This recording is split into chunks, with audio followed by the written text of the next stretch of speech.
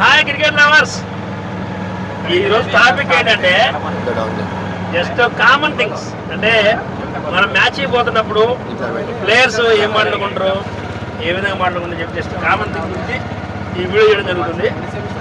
As a ప్లేయర్గా మనకు ఎలాంటి ఆలోచనలు వస్తాయి, మనం మాట్లాడుకుంటాం కదా మ్యాచ్ గురించి వెళ్తున్నప్పుడు, ఎలాంటి నిర్ణయాలు తీసుకుంటే, ఏ విధంగా బౌలింగ్ వేయించుకుంటే, ఫీల్డింగ్ ఎక్కడ సెట్ చేసుకుంటే మ్యాచ్ విన్ అవుతాం, లేకపోతే ఆపోజిట్ వికెట్లు ఏ విధంగా తీయాలని చెప్పేసి కామన్ థింగ్స్ గురించి వీడియో చేస్తున్నాం.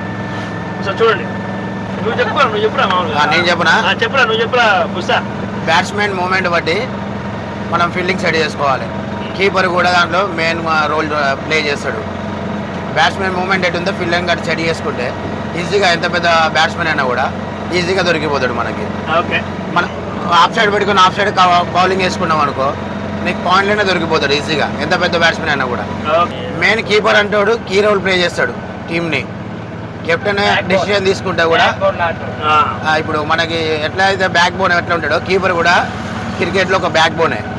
అవును, బ్యాట్స్మెన్ మూమెంట్ని గమనించేది ఒకళ్ళు ఓన్లీ కీపరే. దాన్ని బట్టి మనం ఇక్కడ వెనక నుంచి సైకిల్ చేసేదాన్ని బట్టి యాక్షన్, మన మూమెంట్ బ్యాట్స్మెన్ మూమెంట్ బట్టి మన బౌలింగ్ యాక్షన్ చేంజ్ చేసుకోవడానికి అవకాశాలు ఉంటాయి. అరే లాస్ట్ మూమెంట్ లో నాకు బౌలింగ్ వేయకండి, లాస్ట్ లో ప్రెషర్ అవుతున్నా, బాగా ప్రెషర్ ఫీల్ అవుతున్నా, దయచేసి నాకు వేయకండి. ఓకే, ఆపోజిట్ ఏమో ఎక్కువ టార్గెట్ కొట్టినా కానీ మనం ఎక్కువ ప్రెషర్ తీసుకోవద్దు. ఎందుకంటే మామూలుగా ఇప్పుడు 6 రన్ 8 ఉన్నప్పుడు, 8 ఉన్నప్పుడు కొద్దిగా ఇబ్బంది పడవసరలే. 10 అబోవ్ అయింది అనుకో, అప్పుడు మనం కొద్దిగా టార్గెట్ గురించి ఆలోచించాలి. కాబట్టి ఎక్కువ ప్రెషర్ తీసుకోకుండా ప్రశాంతంగా ఆడితే. ఇంకోటి ఏంటంటే గేమ్లో ఉన్నప్పుడు ఒకరినొకరు తిట్టుకోవడం చాలా పెద్ద మిస్టేక్ గ్రౌండ్లో. మనం ఆటోమేటిక్గా మనం డిసప్పాయింట్ అవుతాం. కాబట్టి ఎంకరేజ్ చేసుకోవాలా. ఎంత ఎంకరేజ్ చేసుకుంటే విన్ అవడానికి ఛాన్స్ ఎక్కువ ఉంటే. ఇంకోటి ఏంటంటే కెప్టెన్ ఎప్పుడైనా చెప్పినప్పుడు వింటూ నేర్చుకోండి. మనకి కెప్టెన్ కొన్ని సలహాలు సూచనలు ఇస్తారు కదా, వాటిని పాటించండి. వాటిని పాటిస్తే ఏమైందంటే వినడం ఛాన్స్ ఉంటుంది. ఓకేనా? అండ్ నెక్స్ట్ ఇంకోటి బ్యాటింగ్ లైనప్ చూసుకోండి. First of all batting lineup ఏం చేయాలంటే ప్రతి మ్యాచ్ లో కూడా ఒక లైనప్ మనం పంపిస్తారంటే వాళ్ళు కూడా ఆ హోప్ నిలబెట్టుకోవాలా.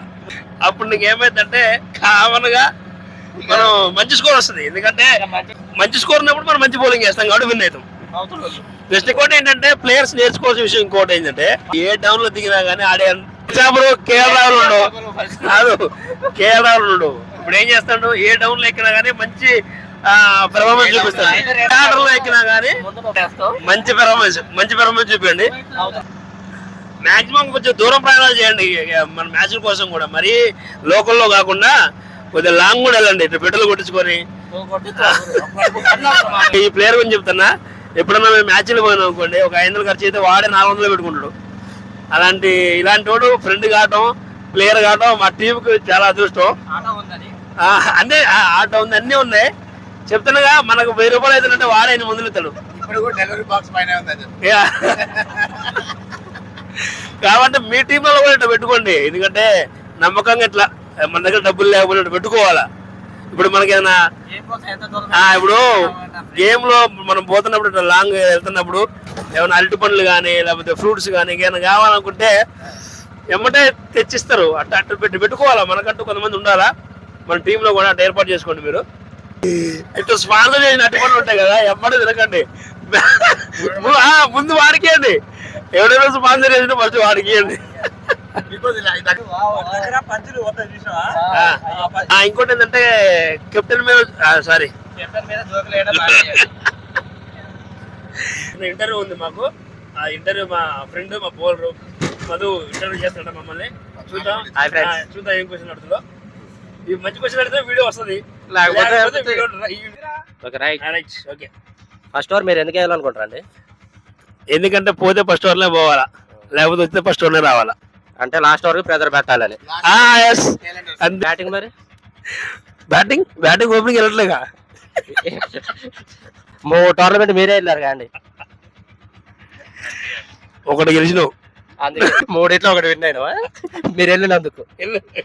మ్యాచ్ అయిపోయిన తర్వాత మొత్తం లెక్కలేస్తున్నట్టుగా కెప్టెన్ కి మినిమం ఉండాలి గురు, అంటే లెక్కలు వేసుకోవాలిగా అలా ఎంత ఖర్చు అవుతుంది అసలుకి. మనం పోయిన టోర్నమెంట్ కి ప్రైజ్ మనీ ఎంత, మనం పెట్టే ఖర్చు ఎంత అనేది కామన్ గా లెక్కేసుకోవాలి. టీంని గ్యాదర్ చేయాలంటే ఫస్ట్ మీరు చేసే ఇంపార్టెంట్ వర్క్ ఏంటి?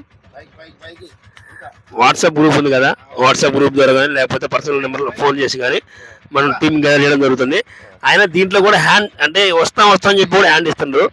అట్లా చేయకండి. ఇది మన టీం అని కాదు, ఏ టీం ప్లేయర్స్ అయినా సరే కెప్టెన్ కానీ లేకపోతే ఎవరన్నా రెస్పాన్సిబిలిటీ తీసుకునే వాళ్ళకి మీరు మాట ఇచ్చినప్పుడు టీం వస్తా అంటే రండి. మరి ఒకళ్ళిద్దరు మిస్ అయితే ఏమైందంటే ఆ టైంకి దొరకరు, ప్లేయర్స్ దొరకకపోతే ఇబ్బంది అవుతుంది. టోర్నమెంట్ నోటిఫికేషన్ ఎప్పుడెప్పుడు వస్తుందా అని కూడా ప్లేయర్ల గురించి ఎంబటే గ్రూప్ యాడ్ చేయాలని రెడీగా ఉంటారా అంట. Captains things. ఇప్పుడు నేను ఇంటర్వ్యూ చేస్తా మా ప్లేయర్స్ గురించి, వాళ్ళకి ఎవరంటే ఇష్టం, ఏ ప్లేయర్ ఇష్టపడుతున్నారు, ఎందుకు ఇష్టపడుతున్నారు అని చెప్పేసి ఇంటర్వ్యూ చేస్తా. అది కూడా మీరు చూడండి. మీ నేమ్ చెప్పండి, మేము అడిగే క్వశ్చన్స్కి ఆన్సర్ చేయండి. ఓకే, మీకు ఇష్టమైన క్రికెటర్ ఎవరు, ఇష్టమైన క్రికెటర్ ఎవరు, ఎందుకు, అతనిలో మీకు నచ్చిన క్వాలిటీ ఏంటి చెప్పండి. హాయ్ ఫ్రెండ్స్, నేను మీ సారియా గజ్జు బౌలర్. నాకు ఇష్టమైన ప్లేయర్ క్రికెట్లో మాస్టర్ బ్లాస్ సచిన్ టెండూల్కర్ గారు.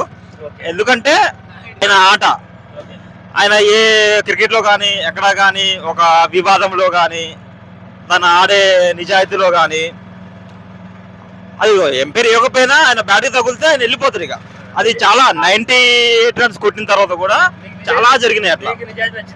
నచ్చిన క్వాలిటీ అంటే జెన్యున్ పర్సన్, అంటే ఇక ఆయన జెన్యున్ పర్సనే కదా. Right, thank you.